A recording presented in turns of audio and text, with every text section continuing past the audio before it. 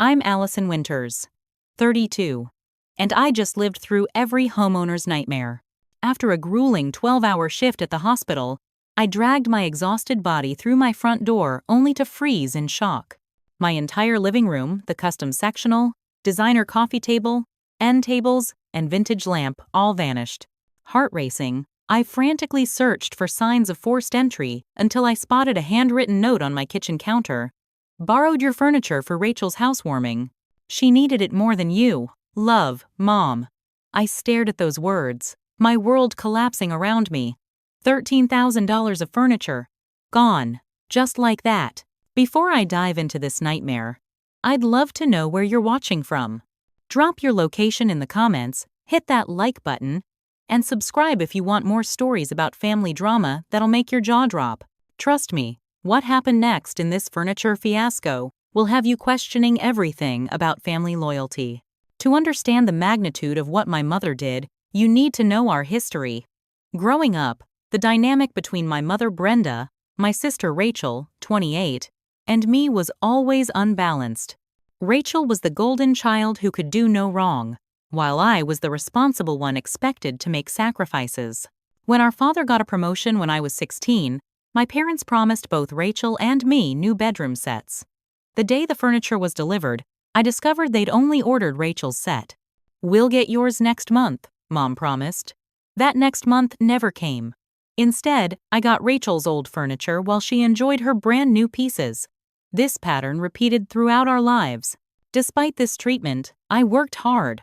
I put myself through nursing school, working double shifts at a local diner while maintaining my GPA.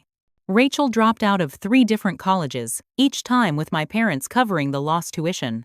When Rachel wanted to start a handmade jewelry business, my parents invested $15,000.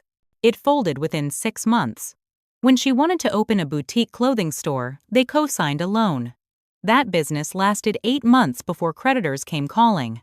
Throughout all this, I remained the steady one. I graduated, became a nurse practitioner, and slowly built my life piece by piece. For years, I lived with second-hand furniture and bare essentials, putting every spare penny towards student loans and building my savings. 3 months ago, after receiving a substantial promotion at the hospital, I finally rewarded myself. I spent $13,800 on the living room set I'd been dreaming about for years. A custom sectional in buttery leather, a coffee table made from reclaimed wood, 2 matching end tables, and a vintage lamp I'd fallen in love with at an estate sale. It represented years of hard work and sacrifice. My mother had a key to my apartment for emergencies only. I'd given it to her 5 years ago when I had surgery and needed help during recovery. Despite my requesting its return several times, she always had an excuse. What if something happens to you? How would I get in? Or, don't you trust your own mother? I should have changed the locks, but I never imagined she'd abuse that trust so flagrantly. Rachel's life was in typical disarray. She'd recently divorced her husband of 2 years after cheating on him with her personal trainer. She'd lost her job at a marketing firm for chronic tardiness and was moving into a new apartment that our parents were helping pay for. Meanwhile, I was single, focused on my career, and had finally created the sanctuary I deserved after years of hard work. The pattern was always the same. Rachel would make poor choices, face consequences, and then my mother would sweep in to rescue her, often at my expense. When I was 17, Mom gave Rachel my prom dress because Rachel had spilled wine on hers the night before. In college, my mother borrowed the laptop I'd saved for months to buy and gave it to Rachel because she'd broken hers. Each time I confronted them, I was told I was being selfish, that family helps family, that I should be more understanding of Rachel's struggles. My apartment had become my sanctuary, the one place where I controlled my environment and could enjoy the fruits of my labor. Now, with my furniture gone, it felt like my childhood all over again, my boundaries violated, my possessions taken, all to bail Rachel out of another situation of her own making. The worst part? I knew from experience that confronting my mother would result in being painted as the villain. The selfish daughter who wouldn't help her struggling sister. The successful one who couldn't spare what she had. The cold-hearted nurse who lacked compassion for family. As I stood in my empty living room, these thoughts swirling through my head, I realized this was different from the small violations of the past. This was theft, plain and simple. This was $13,800 of my hard-earned money sitting in my sister's apartment. And for once in my life, I wasn't going to let it go. My hands shook as I dialed my mother's number. Straight to voicemail. I left a message, my voice trembling with rage. "Mom, I just got home to find my entire living room empty. This is not okay. Call me back immediately." I texted her next. "Where is my furniture? This is theft. I'm serious." The blue check marks appeared. She'd read it. No response. I tried Rachel next with the same result, read receipts. No replies. The silent treatment was a familiar tactic in my family. When my mother or sister knew they were in the wrong, they'd go radio silent until they'd formulated their defense strategy. I paced my empty living room, adrenaline coursing through my veins. After 30 minutes of unanswered calls, I grabbed my car keys. If they wouldn't respond, I'd confront them in person. My mother's house was dark when I arrived. Her car was gone, and no one answered the door. Either they were avoiding me or they were at Rachel's new place, probably arranging my furniture just the way Rachel wanted it. I pulled up the address of Rachel's new apartment from a family group text where she'd shared it 2 weeks earlier. It was in an upscale complex across town, the kind with a doorman and a gym, far nicer than what she could afford on her own. I parked and approached the entrance, my heart pounding. "I'm here to see Rachel Winters," I told the doorman. "Name?" he asked, reaching for the phone. "Her sister, Allison." Recognition flickered across his face. "Oh, you're the sister. Rachel mentioned you might stop by to see how the furniture looks. Go right up, apartment 507. My stomach dropped. She'd been planning this, expecting my arrival. I took the elevator to the 5th floor, rehearsing what I'd say, trying to stay calm despite my racing heart. I knocked on apartment 507. The door swung open to reveal Rachel, looking perfectly put together in designer jeans and a silk blouse. "Ally, I was wondering when you'd show up." She gestured grandly into her apartment. "Come see how amazing everything looks." I stepped inside, momentarily stunned into silence. There was my sectional, positioned perfectly in her living room. My coffee table, now holding a vase of fresh flowers. My end tables with unfamiliar lamps. My vintage lamp was nowhere to be seen. "What the hell, Rachel?" I finally managed. "You stole my furniture." Rachel's face hardened. "I didn't steal anything. Mom gave it to me as a housewarming gift. It wasn't hers to give. That's $13,800 worth of furniture that I worked for, that I chose, that I paid for." A man emerged from the bedroom, muscular, tattooed, with an expression of annoyance. Rachel's newest boyfriend, I presumed. "Everything okay, babe?" he asked, eyeing me suspiciously. "This is my sister, Derek. She's upset about the furniture Mom gave us." "Gave you," I sputtered. "She didn't give you anything because it wasn't hers to give. This is theft, Rachel. Plain and simple." Derek stepped forward, arms crossed. "Look, lady, I don't know what your problem is, but this furniture was a gift from your mother. If you've got issues with that, take it up with her, not us." "I'm taking my furniture back," I declared, moving toward the sectional. Derek blocked my path. "Touch anything and I'm calling the cops for breaking and entering." "I didn't break in. The doorman let me up." "After you lied about why you were here," Rachel interjected smoothly. "Look, Allie, I know you're upset, but Mom thought this would be the best solution. You make 6 figures. You can replace these things easily. I'm starting over after my divorce with nothing. Nothing except our parents paying your rent and apparently furnishing your apartment with my belongings. Where's my vintage lamp? A flicker of something guilt?" Crossed Rachel's face. It didn't match the decor. I pulled out my phone. "I'm calling the police." Rachel laughed. "And tell them what? That Mom used the key you gave her to help your sister who's going through a hard time?" Despite her confidence, I dialed 911 and reported the theft. 20 minutes later, 2 officers arrived. I explained the situation, showed them photos of my furniture from my apartment, receipts of purchase, everything. After interviewing all of us separately, the senior officer pulled me aside. "Miss Winters, I understand your frustration, but this is a civil matter, not criminal. Your mother had a key and permission to enter your home. There's no sign of forced entry. The property dispute needs to be handled in civil court. So anyone with a key can take thousands of dollars of belongings and it's not theft? I asked incredulously. Family matters get complicated, he offered apologetically. I suggest consulting an attorney. As the police left, Rachel smirked triumphantly. Derek put his arm around her shoulders. Better go buy yourself some new furniture, sis, he taunted. I returned to my apartment, defeat crushing my chest. My living room echoed with emptiness. The indentations in the carpet where my sectional had sat mocked me. I sank to the kitchen floor, back against the cabinets, and finally allowed myself to cry deep, body-shaking sobs of frustration and betrayal. My phone rang. Samantha, my best friend since college. I'd missed 3 texts from her. Allie? Are you okay? You were supposed to meet me for dinner an hour ago. The sound of her concerned voice broke something in me. Through hiccuping sobs, I explained what had happened. I'm coming over, she said immediately. Don't move. 20 minutes later, Samantha arrived with wine, pizza, and a determination that contrasted sharply with my despair. This is beyond messed up, she declared, surveying my empty living room. And we're not letting them get away with it. For the first time since discovering the theft, I felt a glimmer of hope. I wasn't alone in this fight. My phone rang at 7 a.m. the next morning. My mother's name flashed across the screen. After hours of ignoring me, she'd chosen an early call, a tactic she'd used throughout my life when she wanted to catch me off guard. Hello? I answered, instantly alert despite my restless night on Samantha's air mattress. Allison Marie Winters. My mother's voice cut through the line, sharp with indignation. I cannot believe you called the police on your sister. Have you lost your mind? No greeting, no acknowledgement of what she'd done, straight to offense as her best defense.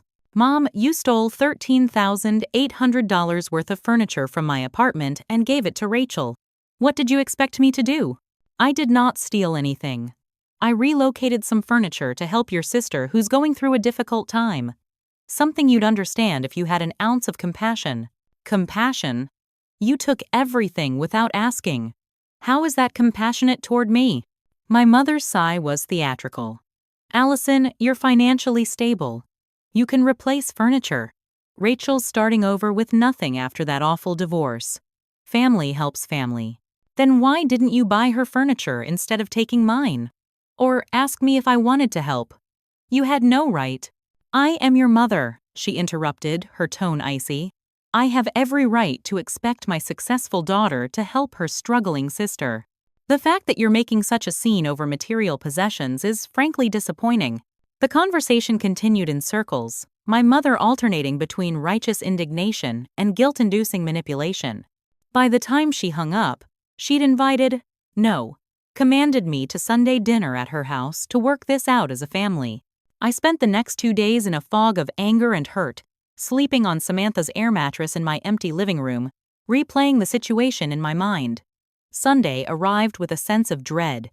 The family dinner was an ambush. My father, eternally conflict avoidant, greeted me with a quick hug and immediately retreated to his den. My Aunt Judy and Uncle Phil were there, along with my mother's sister Catherine, the only person besides Samantha who had ever stood up to my mother. Allison! My mother called with forced cheerfulness when I arrived. Come into the dining room. Everyone's waiting. Everyone, except Rachel, I noticed, who arrived 15 minutes late wearing a flowing top that strategically emphasized her midsection. She hugged everyone, pointedly avoiding me. Dinner began with tense small talk about the weather and my cousin's new job. Just as I started to relax slightly, my mother clinked her glass. Since we're all together, Rachel has some news to share. Rachel beamed, placing her hand on her stomach. Derek and I are expecting. I'm pregnant. The table erupted in congratulations. My mother wiped away theatrical tears. My first grandchild. The timing was so perfect, so calculated. I nearly laughed. Of course, Rachel would announce a pregnancy now, nothing like an unborn baby to gain sympathy and make me look even more unreasonable for wanting my property back. Isn't this wonderful, Allison? My mother's eyes held a warning. Congratulations, I managed, taking a large sip of wine. Now, while we're all here, my mother continued, we should discuss this misunderstanding about the furniture. There's no misunderstanding, I countered.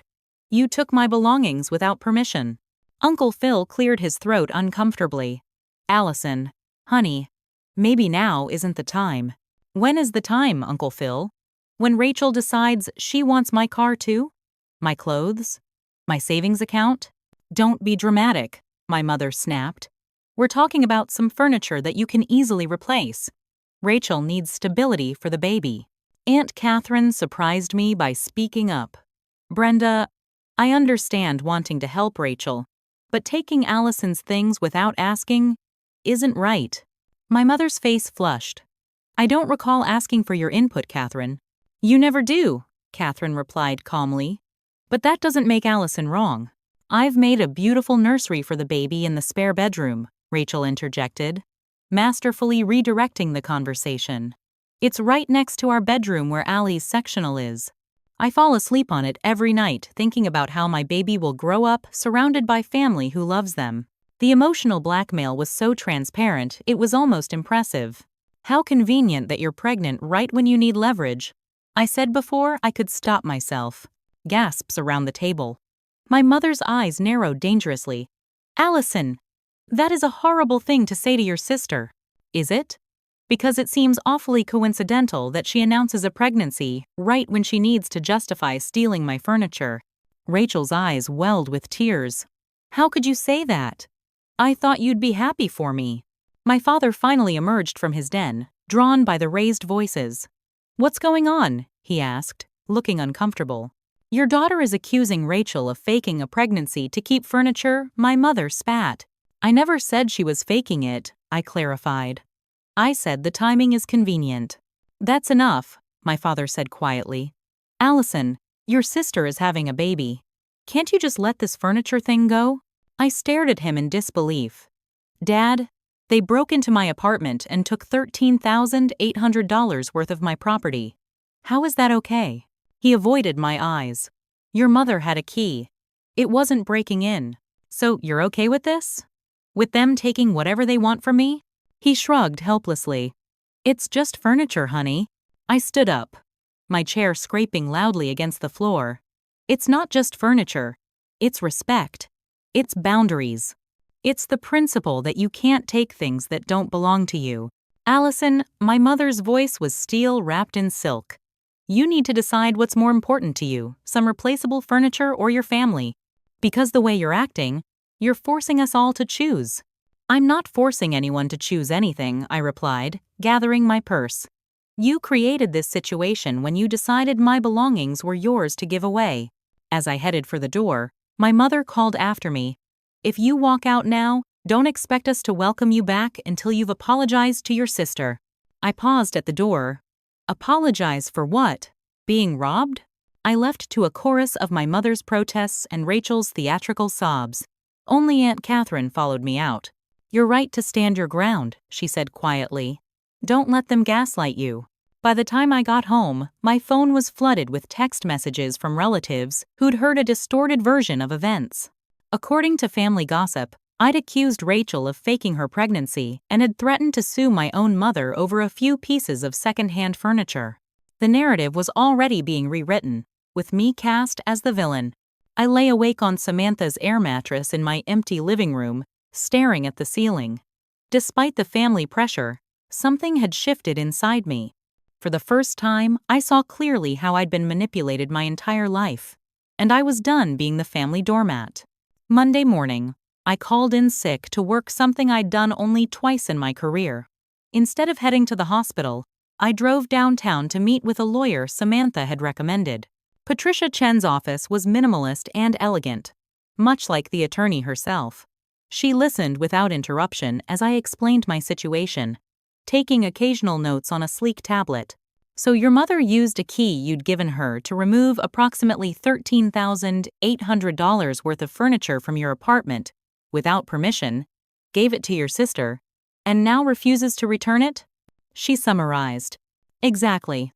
And you have proof of purchase, photos of the furniture in your home, and documentation of its value? I nodded, sliding a folder across her desk containing receipts, insurance documentation, and photos.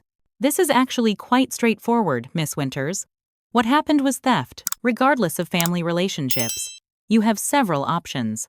She outlined my choices. File a police report for theft, though it might be dismissed as a civil matter. Send a formal demand letter for return of property. File for a court order, or pursue a civil lawsuit for the value of the items. "I'd recommend starting with a formal police report followed by a demand letter," she advised.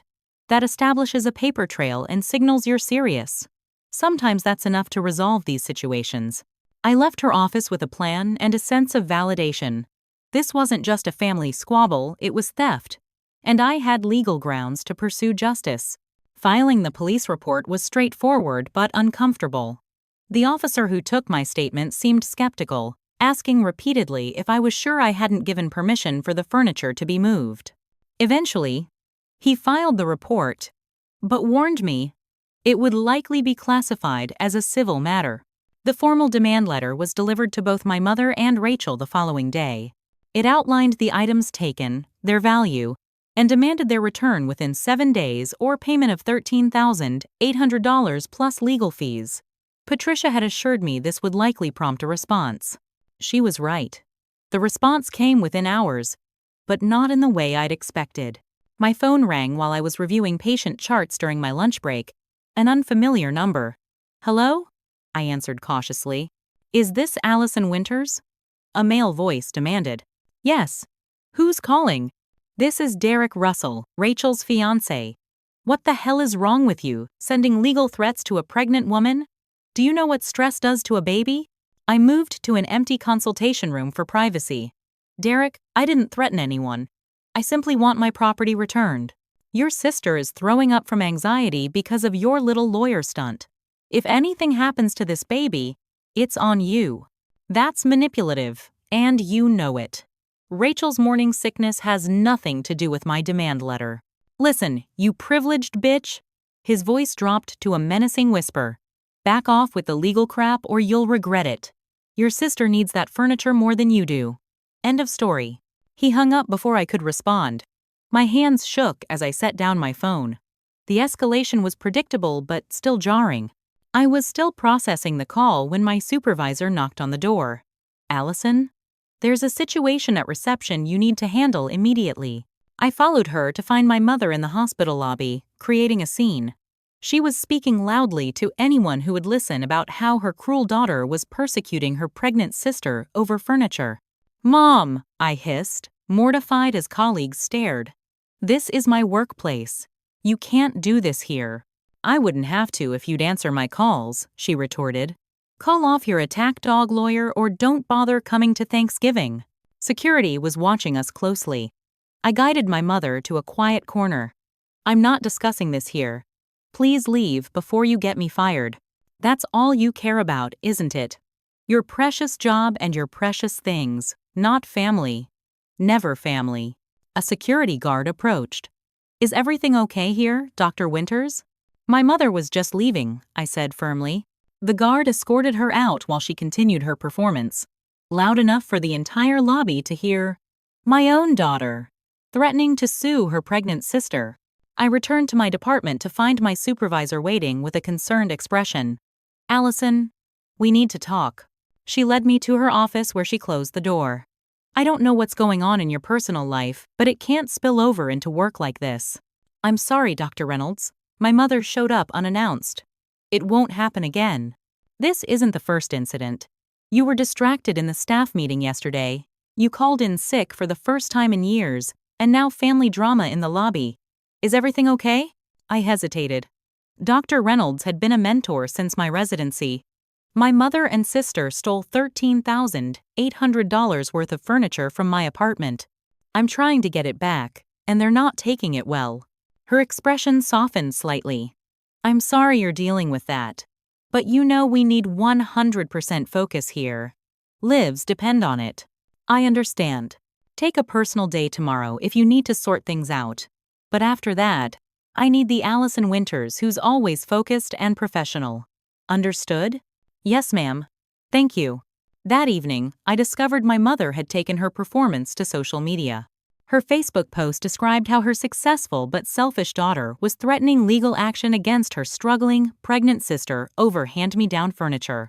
The post had dozens of sympathetic comments, including some from mutual acquaintances and extended family members I barely knew. My phone began ringing with anonymous calls. The first few I answered to hear variations of, "How could you do this to your pregnant sister?" Before long, I stopped picking up numbers I didn't recognize. Samantha came over with takeout and wine. "This is getting out of hand," she said after I showed her the Facebook post and told her about Derek's call. "I know. I just don't understand why they're fighting so hard over this. It's my furniture. Clearly stolen. Why not just give it back and end this?" Samantha hesitated. "There's something I didn't tell you earlier. My cousin Jen works at Rachel's apartment building as a leasing agent. She mentioned seeing Rachel's pregnancy announcement on Facebook months ago." "What? That can't be right. She just announced it at dinner on Sunday." "To the family, yes. But according to Jen, Rachel posted about it on a private account back in June. She's at least 4 months along, not newly pregnant." My mind raced. So she deliberately timed the family announcement to coincide with this furniture situation? To make me look worse for wanting my things back? It looks that way. Samantha pulled out her phone and showed me screenshots her cousin had sent. There it was, Rachel's pregnancy announcement from 3 months earlier, visible only to a select group that didn't include family. The manipulation was even more calculated than I'd thought. Rachel wasn't just using a genuine pregnancy for sympathy. She was strategically revealing it to make my legitimate complaint seem heartless. For the first time since this ordeal began, I felt a glimmer of anger overriding my hurt. They weren't just taking advantage of me, they were actively trying to destroy my reputation and relationships to keep what they'd stolen. That night, I made a decision. I wasn't just going to try to get my furniture back. I was going to expose the lies and manipulation once and for all. The next day, Samantha called with news that changed everything. "Ally, you're not going to believe this. Remember my cousin Jen who works at Rachel's building? She checked the security footage from the day your furniture disappeared." My heart raced. "And? She can't send it to you without a court order, but she watched it. Your mom didn't just borrow your furniture, she brought a moving crew. Professional movers, Ally. This was planned." "Professional movers? Are you sure?" "Positive. 3 guys with a truck. And Jen says they were all laughing about something. Your mom said something like, 'She's going to flip.' And they all thought it was hilarious. Ice formed in my stomach. They'd been laughing about it. Laughing about taking my things. About the distress they knew it would cause me. There's more," Samantha continued. "Rachel was telling people in the building that you owed her the furniture because she helped you through nursing school financially." "What? That's completely backward. I worked double shifts to put myself through school while she was dropping out of colleges our parents paid for." "I know. She's been spinning a whole narrative where she's the generous sister who sacrificed for you. And now you're being selfish when she needs help." The betrayal cut deeper than I'd thought possible. Not just theft, but character assassination. A complete inversion of our history. That evening, I received an unexpected message from Rachel's ex-husband, Michael. We'd never been close, but he'd heard about the situation through mutual friends. "Allison, I know we haven't talked since the divorce, but you should know Rachel's been trying to sell some of your furniture pieces. I saw listings for end tables matching your description on Facebook Marketplace last week." He sent screenshots. There they were, my end tables listed for $700 each. The photos clearly taken in Rachel's new apartment. The pieces were falling into place. This wasn't about Rachel needing furniture for her new start. This was about money. Armed with this new information, I drove to my mother's house unannounced. For once, I wanted to catch her off guard. She opened the door with a scowl. "If you're here to apologize, you can come in." "I'm not here to apologize. I'm here to show you something." I held up my phone with the Facebook Marketplace listings. Her expression flickered surprise, then calculation. "I don't know what that is. It's Rachel trying to sell my end tables. The furniture you claimed she needed for her fresh start. Those could be any end tables. Mom, they're in her apartment. You can see the wall color she just painted. Why are you still defending this?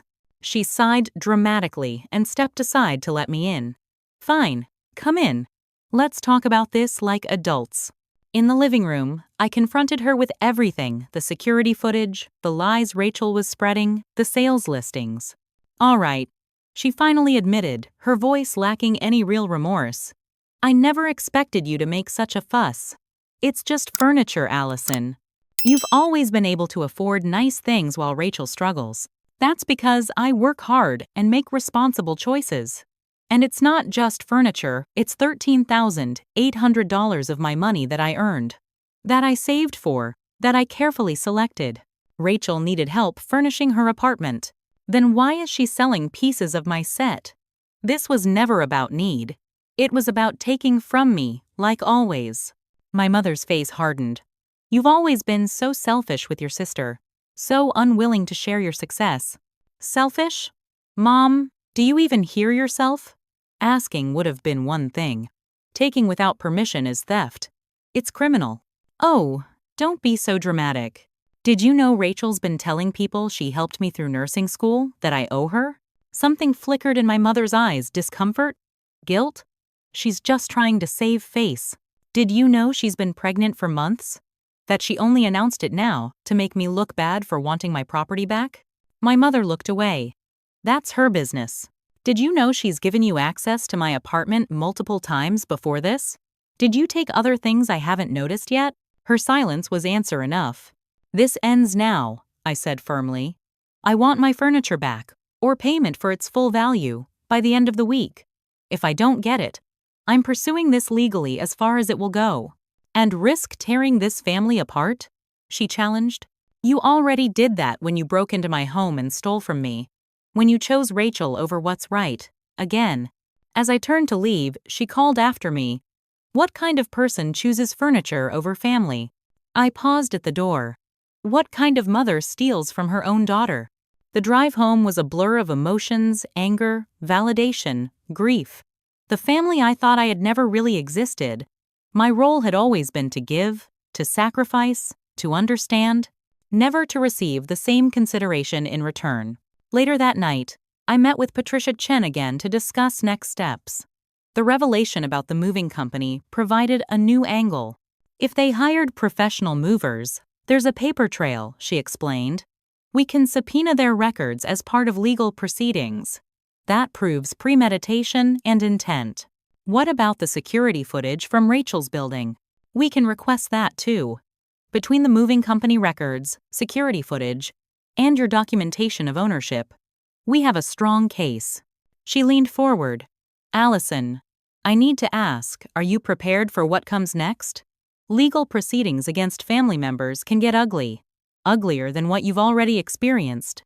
I thought about my empty apartment. The laughter as they took my things. The lies. The manipulation.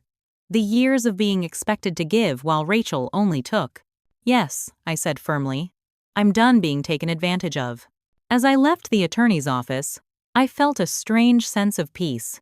The path forward wouldn't be easy, but for the first time in my life, I was standing up for myself without apology or compromise. Whatever happened next, I would face it on my terms, not theirs. Word spreads quickly in families, especially when it involves conflict. Within days of my confrontation with my mother, the extended family had taken sides. My phone became a battleground of text messages and voicemails, some supportive, most critical. Uncle Phil sent a lengthy message about the importance of family over possessions. My cousin Jennifer, who had always competed with Rachel for attention, gleefully took her side. My father left a single voicemail. Allison, please stop this nonsense before it goes too far. Only Aunt Catherine remained steadfastly in my corner. She called me directly. Brenda's organized a family meeting for Saturday, she informed me. At her house, ostensibly to heal the rift. I thought you should know. Let me guess I'm supposed to apologize and drop everything? That seems to be the expectation, Catherine confirmed. But I think you should come anyway. It's time everyone heard the truth. The thought of facing another family ambush made my stomach churn, but Catherine was right. Running away would only cement their narrative. I'll be there, I promised. Saturday arrived with a sense of impending confrontation. I dressed carefully in professional attire armor for the battle ahead. When I arrived at my parents' house, cars already lined the driveway. The gang was all here. My mother answered the door with an expression of practiced concern. "Allison, thank you for coming. Everyone's in the living room." I followed her to find an audience of extended family aunts, uncles, cousins, my father, and Rachel, perched on the couch like a queen holding court. Her hands rested protectively on her stomach, making sure everyone remembered her pregnancy. Aunt Catherine caught my eye from across the room and gave me a subtle nod of encouragement. Now that everyone's here, my mother began, taking center stage. "I want to thank you all for coming to help us work through this unfortunate situation. Family is everything, and when there's conflict, we come together to resolve it." Her performance was flawless, the concerned mother, the family peacemaker. I almost admired her skill. "Rachel, would you like to start?" my mother prompted. Rachel's transformation was immediate. Her eyes welled with tears on command. "I just wanted to say how deeply hurt I've been by all of this. As everyone knows, I'm going through a really difficult time with the divorce, the move, and now the pregnancy." She dabbed at her eyes with a tissue. "When Mom offered to help furnish my new place, I never imagined it would cause such drama. I thought Allie would be happy to help me start over, especially knowing I'm expecting." The room murmured sympathetically. Rachel continued, her voice quavering perfectly. "Instead, she's threatening to sue me her own sister over some furniture. While I'm pregnant with her niece or nephew," she broke into choreographed sobs. "I don't understand how she could be so heartless." My mother rushed to comfort her. The audience watched with expressions ranging from sympathy to discomfort. "Allison," my mother said, turning to me, "would you like to say something? Perhaps apologize to your sister for the stress you've caused." The audacity was breathtaking. I stood up, feeling every eye in the room on me. Yes, I would like to say something. My voice was steady, surprising even me. "What Rachel just told you is a carefully crafted lie. Mom didn't offer to help furnish her place. She broke into my apartment using a key meant for emergencies, hired professional movers, and stole $13,800 worth of furniture that I worked hard to afford." Murmurs rippled through the room. I continued before anyone could interrupt. "Rachel didn't just accept stolen property, she's been trying to sell pieces of my furniture online." I pulled out printouts of the Facebook Marketplace listings and passed them around. This was never about need. It was about money and the same pattern that's existed our entire lives. Rachel, taking, me expected to give. My mother tried to interject, but I raised my hand to stop her. She also deliberately concealed her pregnancy from the family for months, only announcing it now to gain sympathy and make me look heartless for wanting my property back. She's been pregnant since June. I distributed the screenshots Samantha's cousin had provided. The room fell silent as people examined the evidence. Rachel's face contorted from practiced sorrow to genuine anger. "You're pathetic, ally. You've always been jealous of me. Always keeping score. This isn't about jealousy, it's about right and wrong. About boundaries and respect." Aunt Catherine spoke up. "Brenda, did you really take Allison's furniture without permission?" My mother's composure slipped. "I was helping my daughter in need. Something Allison clearly doesn't understand. By stealing from your other daughter?" Catherine pressed. "It wasn't stealing. I have a key. Having a key for emergencies doesn't give you the right to remove thousands of dollars worth of property," I pointed out. Uncle Robert, always the peacemaker, tried to mediate. "Look, what's done is done. Allison, maybe you could just replace the furniture? For the sake of family peace?" I stared at him incredulously. "Would you say that if someone stole $13,800 from your bank account, just earn it again for family peace?" "That's different," he mumbled. "No, it's not. It's exactly the same. This isn't about furniture. It's about a lifetime of being expected to sacrifice for Rachel, while she gives nothing in return. It's about my mother and sister believing they have the right to take whatever they want from me without consequences." My father finally spoke, his voice tired. "Allison, Rachel's expecting a baby. Can't we all just move on from this?" I looked at him, really looked at him, and saw not the strong father of my childhood, but a man who had always chosen the path of least resistance. A man who had allowed his wife to favor one daughter at the expense of the other rather than rock the boat. This is why it keeps happening, Dad. Because everyone just wants to move on instead of holding Rachel accountable. Instead of acknowledging that what happened was wrong. Uncle Robert tried again. What if Rachel kept the sectional but returned the tables? Or paid for half the value? Why should there be a compromise over stolen property, I asked. If I stole Uncle Robert's car, would we compromise by letting me keep the stereo but return the rest? Rachel stood up suddenly, her face flushed with anger. This is ridiculous. I'm pregnant. I need that furniture for my baby. Your baby won't be sitting on a leather sectional or using end tables, Rachel, I replied calmly. This isn't about need. It never was. My mother stepped between us. That's enough, Allison. If you can't be reasonable, then maybe you should leave. I looked around the room, at the relatives who had watched this dynamic play out our entire lives without intervention. At my father, who chose peace over justice. At Rachel, who had learned she could take without consequence. At my mother, who had taught her that lesson. You're right about one thing, I said quietly.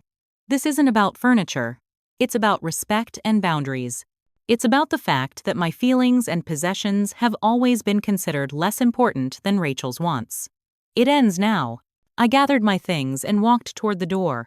Behind me, my mother called out, "If you walk out that door, don't expect to be welcome in this family until you apologize." I paused, turned, and addressed the room. I'm not the one who needs to apologize. I'm not the thief here. As I left, Aunt Catherine followed me out to my car. You did the right thing in there, she said. Don't let them gaslight you. Thank you for your support, I said, fighting back tears. I just wish the others could see what's happening. Some of them do, she assured me. They're just afraid to speak up against Brenda. But you showed courage in there. Maybe it will give others permission to stand up too. As I drove away, my phone began lighting up with messages. Some relatives expressing surprise at the evidence I'd presented. Others doubling down on criticism. My father pleading for me to reconsider tearing the family apart. The family was dividing. Not because of my actions, but because the truth was finally being exposed. And despite the pain, there was something liberating about no longer playing my assigned role in the family drama.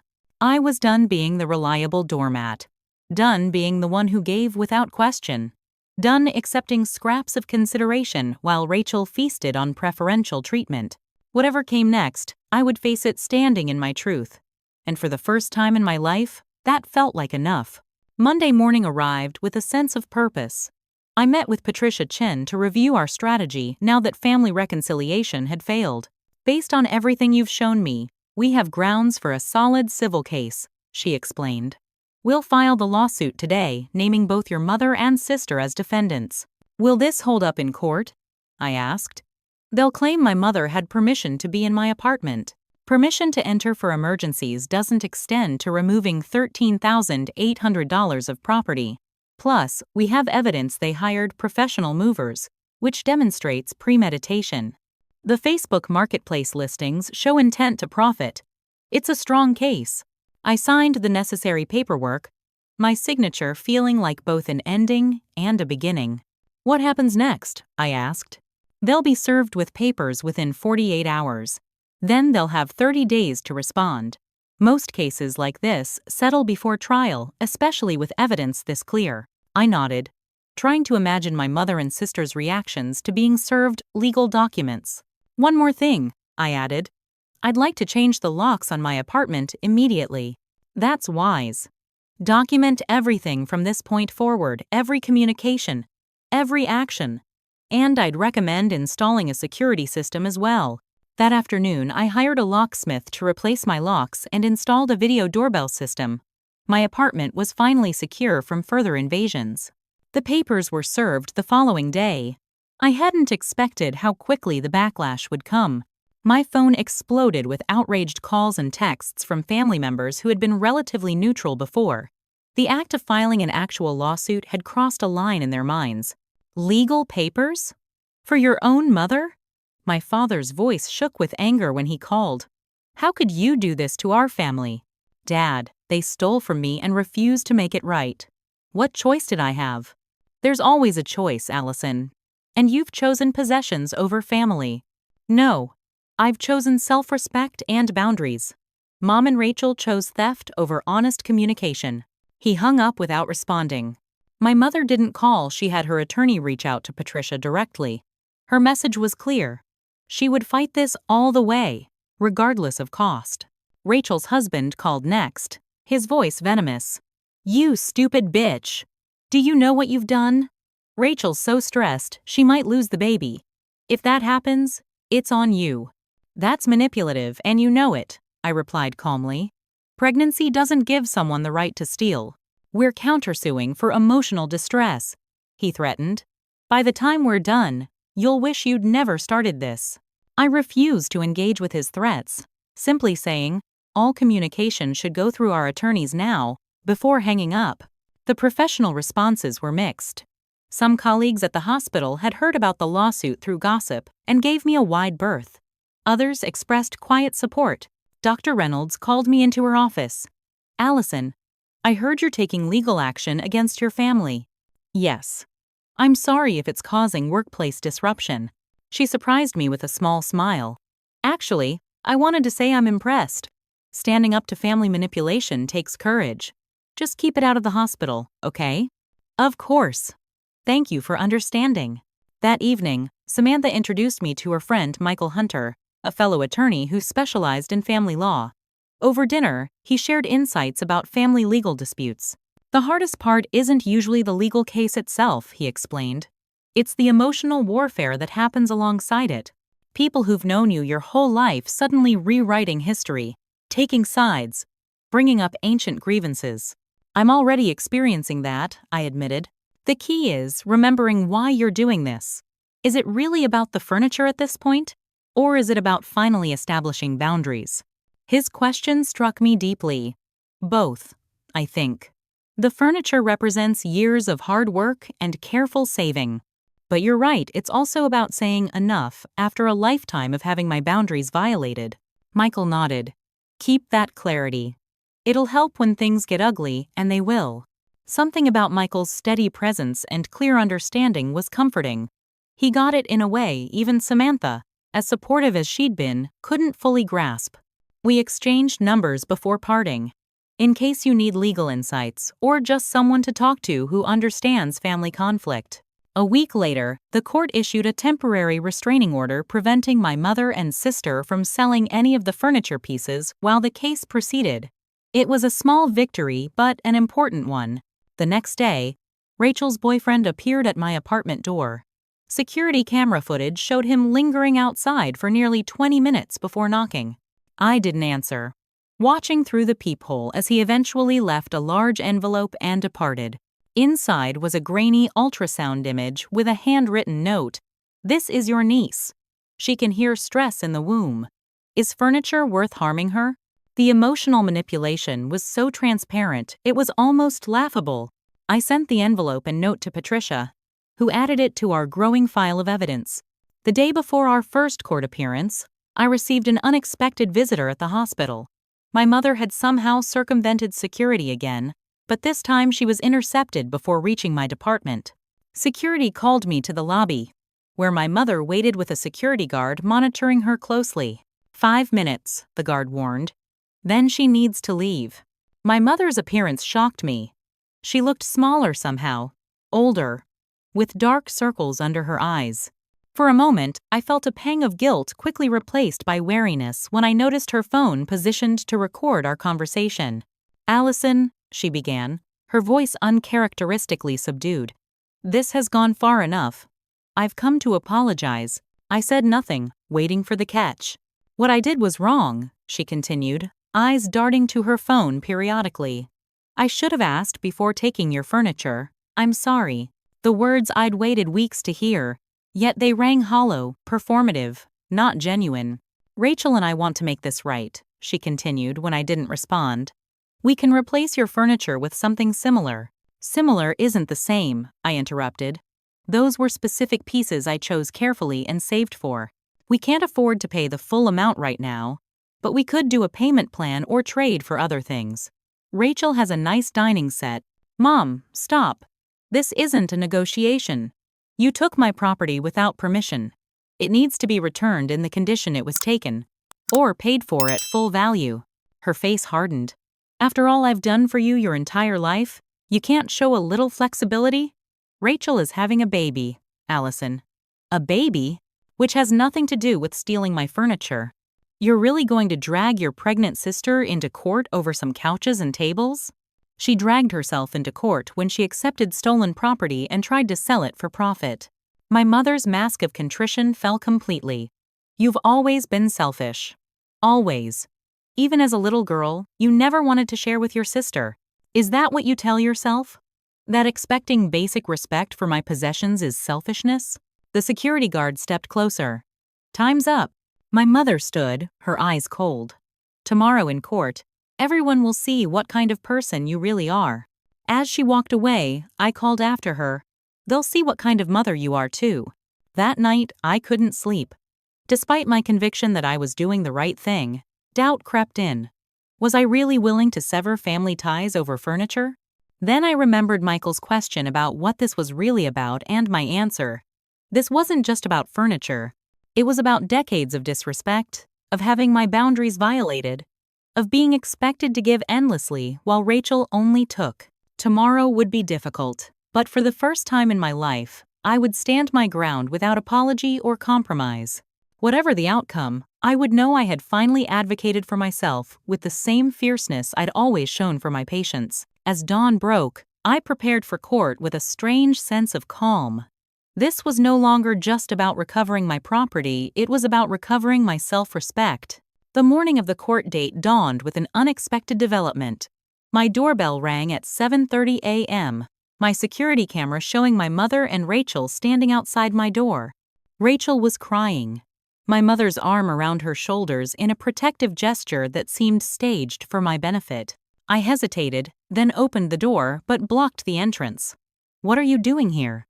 We need to talk before court, my mother said, her voice unusually subdued. Please, Allison, 5 minutes. Against my better judgment, I let them in, keeping my phone in hand with the voice recorder running a precaution Patricia had advised. My mother guided Rachel to sit on my air mattress, the only seating available in my still empty living room. The symbolism wasn't lost on me. Allison, my mother began. Her tone carefully modulated. We've come to apologize. What happened was wrong. And we're truly sorry. Rachel nodded, dabbing at her eyes with a tissue. I should never have accepted the furniture knowing it was yours. I'm so sorry, Allie. The apology sounded rehearsed, but I remained silent, letting them continue. We want to make this right, my mother pressed on. We've thought a lot about it, and we have a solution that works for everyone. I'm listening, I said cautiously. We can't return your exact furniture immediately because Rachel is using it, but we found similar pieces at Wayfair that we could order for you today. They're not exactly the same, but they're close. No, I interrupted. Those aren't equivalent. My sectional was custom-made leather. The coffee table was reclaimed wood from a 150-year-old barn. You can't replace them with mass-produced items. My mother's expression tightened momentarily before she forced a smile. I understand they were special, but surely you can be flexible? For family? This isn't about flexibility, Mom. It's about returning what was taken or providing equivalent compensation. We can't afford $13,800 right now, Rachel interjected, her hand resting protectively on her stomach. Not with the baby coming. You should have thought about that before accepting stolen property and trying to sell pieces of it online. Rachel's eyes flashed with genuine emotion for the first time, anger, not remorse. You've always been so rigid, Allie, so unforgiving. I'm not being rigid. I'm asking for the return of my property you both knew wasn't yours to take. My mother sighed dramatically. After all I've sacrificed for you, all I've given you, this is how you repay me? By holding your pregnant sister hostage over furniture? And there it was, the guilt trip, the manipulation, the distortion of reality that had defined our relationship for decades. Mom, stop. No one is being held hostage. You took something that didn't belong to you. There are consequences for that. I am your mother, she suddenly snapped, her mask of contrition slipping completely. Everything I've ever done has been for you girls. Everything. And this is the thanks I get? I felt strangely calm in the face of her anger. What you did wasn't for me. It was for Rachel, at my expense. Like always. After all I've done for you. What exactly have you done for me, Mom? You gave Rachel my prom dress. You borrowed my laptop in college and gave it to her. You promised me a bedroom set as a teenager and gave it to Rachel instead. Now you've stolen $13,800 worth of furniture from me. Tell me again what you've done for me. My mother's face flushed dark red. I put a roof over your head. I fed you. I clothed you. That's not generosity, Mom. That's basic parental obligation. Rachel's boyfriend Derek appeared in my doorway without warning. He'd apparently been waiting outside. This is going nowhere, he announced. Let's cut to the chase. What's it going to take for you to drop this lawsuit, Allison? Name your price. This isn't a negotiation, I repeated. I want my furniture back in the condition it was taken, or full compensation for its value. We've offered alternatives, my mother insisted. Inferior alternatives that aren't equivalent in value or quality. Derek stepped closer, his body language subtly threatening. Look, either take the deal or things get ugly. Your choice. Are you threatening me? I asked, holding up my phone to make it clear I was recording. His eyes widened slightly at the sight of my phone. I'm just saying family matters should stay in the family. This stopped being just a family matter when you hired professional movers to take my property without permission. My mother's expression changed from anger to shock. How did you know about the movers? Security footage from Rachel's building. Very clear footage of all of you laughing about how I would flip out when I discovered my furniture missing. Rachel paled visibly. You're bluffing. There's no footage. My attorney has it, along with documentation from the moving company, which we subpoenaed. Want to know what else we have? Receipts for the 2 end tables you sold on Facebook Marketplace. The ones you claimed didn't match your decor. Derek cursed under his breath. Rachel looked to my mother in panic. My mother recovered quickly. We came here to offer an olive branch, Allison, to find a solution that works for everyone. But if you're determined to be difficult, I'm not being difficult. I'm being reasonable. Return my property or compensate me for its full value. That's a perfectly reasonable request when someone has stolen from you. We didn't steal, Rachel began. Yes, you did, I interrupted firmly. You took my property without permission and with no intention of returning it. That's the definition of theft. My mother stood abruptly. I see we're wasting our time here. If you're determined to tear this family apart over material possessions, that's your choice. But don't expect to be welcomed back with open arms when you realize what you've lost. As she headed for the door, I called after her, What exactly have I lost, Mom? A family that respects me so little they feel entitled to take whatever they want from me. That doesn't sound like much of a loss. She turned back, her expression cold. I raised you better than this. No, you raised me to be Rachel's personal sacrifice. I'm done playing that role. Derek stepped closer, lowering his voice. Last chance, Allison. Drop the lawsuit or things get ugly. They're already ugly, I replied calmly. And they'll get uglier in court when everyone hears the recording of this conversation. His eyes widened in genuine alarm. You're recording this? I told you I was. Did you miss that part while you were busy threatening me? Rachel burst into fresh tears. Allie, please. I'm pregnant. Think about your niece. I am thinking about her. I'm thinking about what kind of mother she'll have, one who thinks it's acceptable to steal, lie, and manipulate to get what she wants.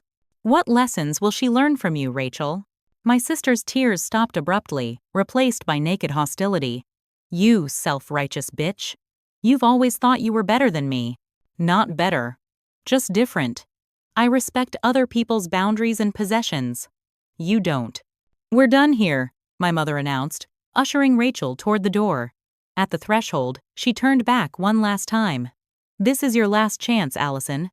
Drop this lawsuit, or consider yourself no longer part of this family. I met her gaze steadily. If being part of this family means allowing myself to be stolen from and manipulated, then consider me disowned. The door closed behind them with a finality that should have frightened me. Instead, I felt an overwhelming sense of relief. The breaking point had finally come, and I'd stood my ground. I stopped the recording on my phone and immediately sent it to Patricia. It contained everything from Derek's threat to Rachel's admission she'd sold the end tables. It was the final piece of evidence we needed. 3 hours later, we sat in the courthouse. My mother and Rachel looked confident, clearly expecting me to cave under family pressure as I always had before. Their attorney approached Patricia before proceedings began, offering the same inadequate settlement they'd proposed at my apartment. Patricia smiled politely. My client's terms haven't changed.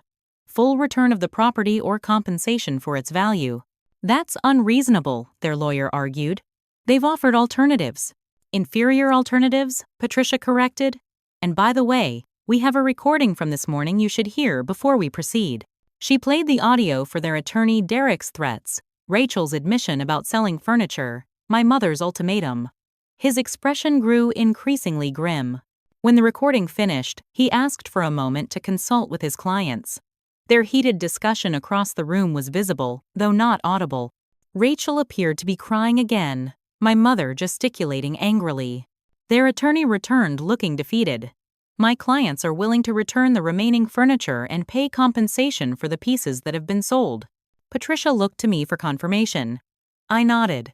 We accept those terms, with the condition that they sign a legal agreement acknowledging the furniture was taken without permission and agreeing to stay away from Miss Winter's residence in the future. The attorney grimaced but agreed. We'll need time to arrange transportation for the furniture. 1 week, Patricia stipulated. And we'll need to inspect the condition of the items before accepting them. As we left the courthouse, I caught my mother's gaze across the lobby. For a moment, something like regret flickered in her eyes.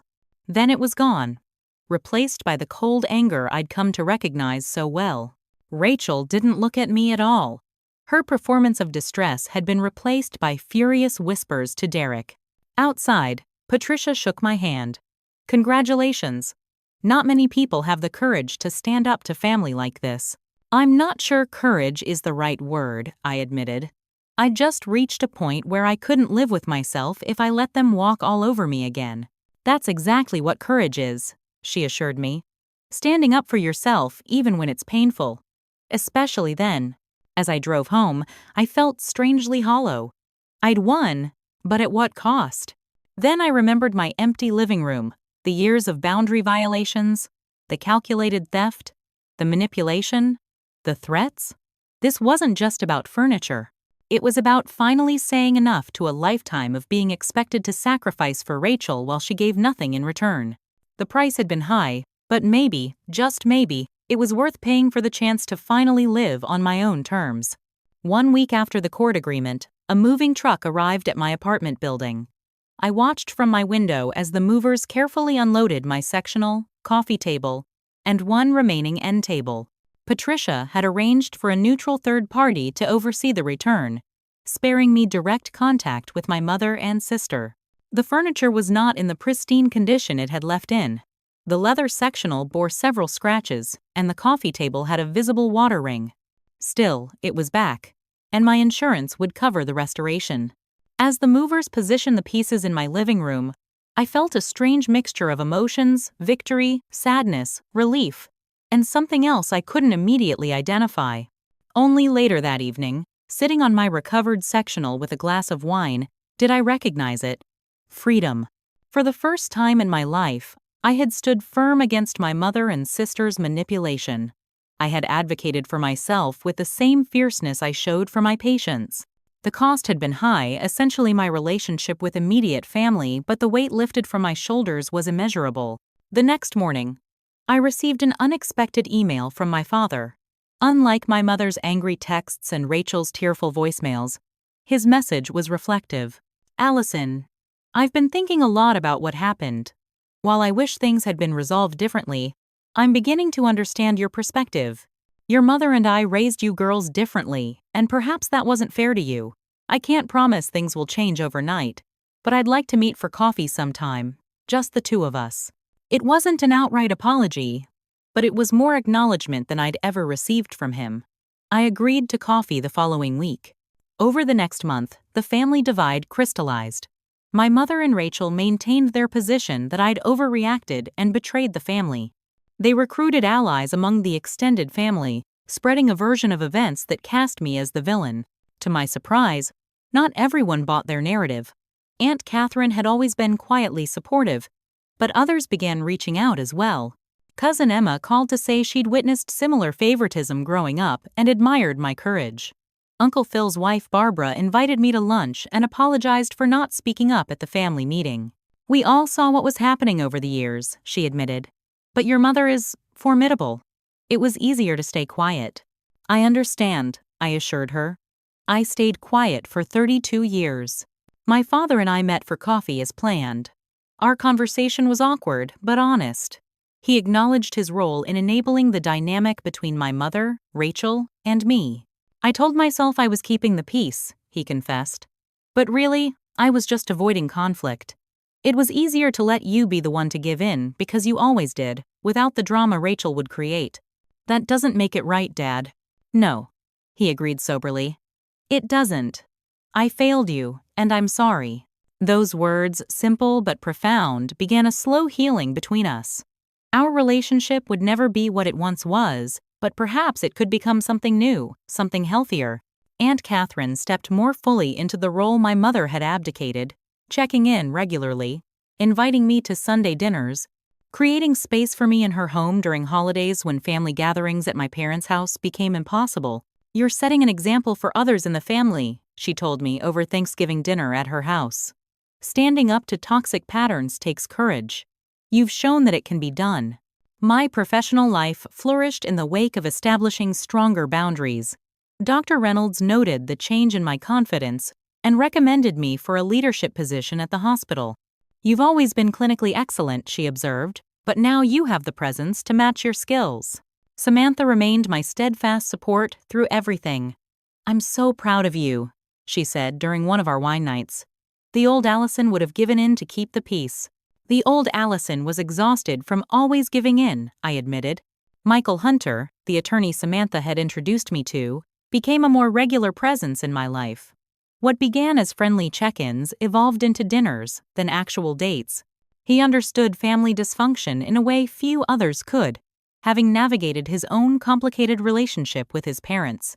"Healthy boundaries aren't walls," he told me on our third date. "They're fences with gates. You decide who gets through and under what conditions." 6 months after the court case, my apartment was fully restored. The sectional had been repaired, the coffee table refinished, and the missing end tables replaced with identical ones I'd found through an antique dealer. I'd added new pieces to artwork that spoke to me, plants that brought life to the space, bookshelves filled with volumes I loved.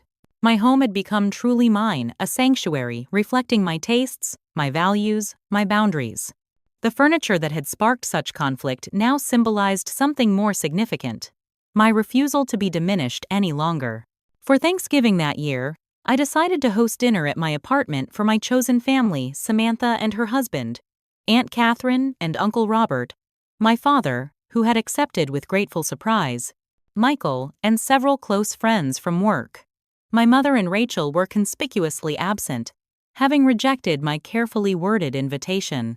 As we gathered around my dining table, I looked at the faces of those who had supported me through the most challenging year of my life, those who loved me not for what I could give them, but simply for who I was. The contrast with previous family gatherings was stark. There was no walking on eggshells, no undercurrent of tension, no expectation that I would sacrifice my needs for others' comfort. Later that evening, after everyone had gone and Michael helped with the last of the dishes, he observed, "You seem different tonight. Peaceful." "I was just thinking about how far I've come in a year," I admitted. "From having my furniture stolen to hosting Thanksgiving for people who actually respect my boundaries. It's been quite a journey." "Any regrets?" he asked.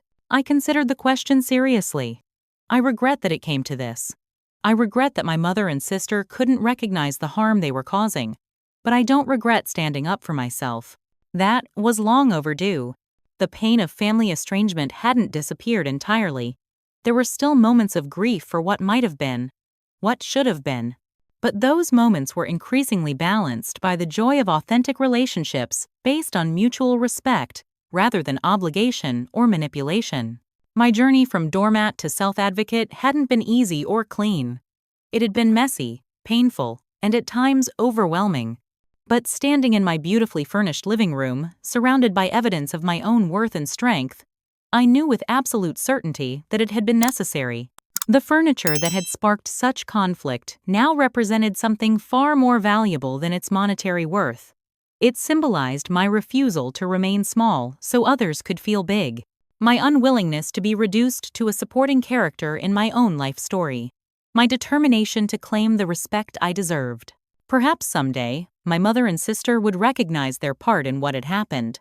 Perhaps reconciliation on healthier terms might be possible.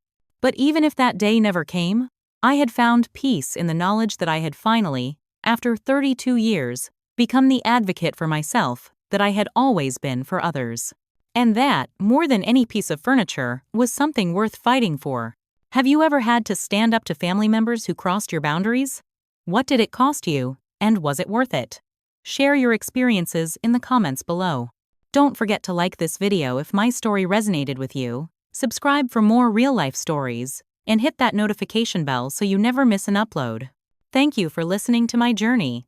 And remember, sometimes the most important boundaries are the ones we set with the people closest to us.